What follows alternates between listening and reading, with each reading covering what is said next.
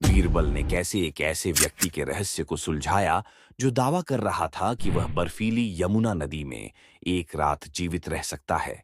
एक दिन एक गरीब आदमी एक साहसिक बयान के साथ सम्राट अकबर के दरबार में पहुंचा। महाराज, मैं एक ऐसा इनाम पाने के लिए दृढ़ संकल्पित हूं कि मैं बर्फीली यमुना नदी में पूरी रात जीवित रह सकूं। अकबर इस असामान्य चुनौती से चकित होकर जवाब दिया, यदि आप वास्तव में ऐसा करतब कर सकते हैं, तो मैं आपको सोने के सिक्कों से पुरस्कृत करूंगा।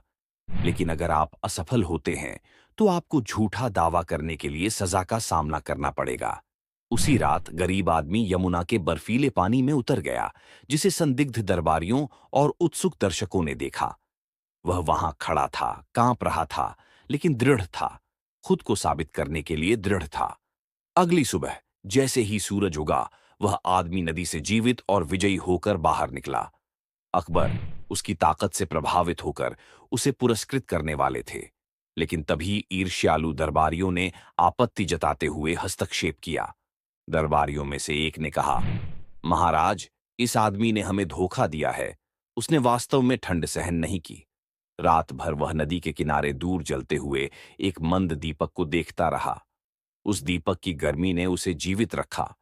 इस आरोप से स्तब्ध बेचारा आदमी विरोध करते हुए बोला, लेकिन दीपक इतनी दूर था, ये मुझे कोई गर्मी नहीं दे सकता था। दरबारियों ने जोर देकर कहा कि उस आदमी ने धोखा दिया है।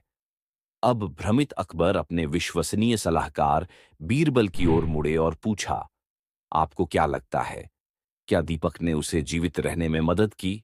बीरबल ने हमेशा की तरह इस मामले को चतुराई और अपरंपरागत तरीके से हल करने का फैसला किया।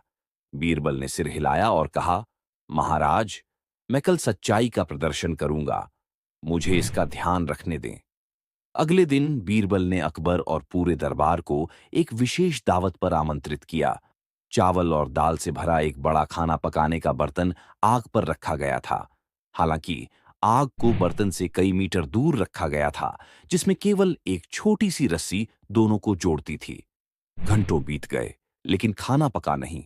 अंत में दरबारियों में से एक अधीर हो गया और बोला, बीरबल, यह हास्यास्पद है।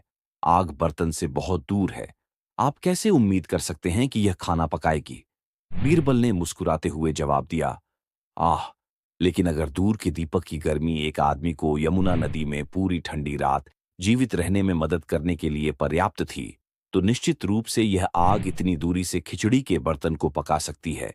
दरबार में सन्नाटा छा गया और सभी को एहसास हुआ, जिन दरबारियों ने उस बेचारे पर आरोप लगाया था, वे शर्मिंदा हो गए और अकबर जोर से हंस पड़े। अकबर को अब उस बेचारे की बेगुनाही पर यकीन हो गया और उसने वादे के मुताबिक उसे उदारता से इनाम दिया। वह बीरबल की ओर मुड़ा और बोला, एक बार फिर तुमने साबित कर दिया है कि ज्ञान और तर्क ईर्ष्या और छल पर विजय प्राप्त करते हैं।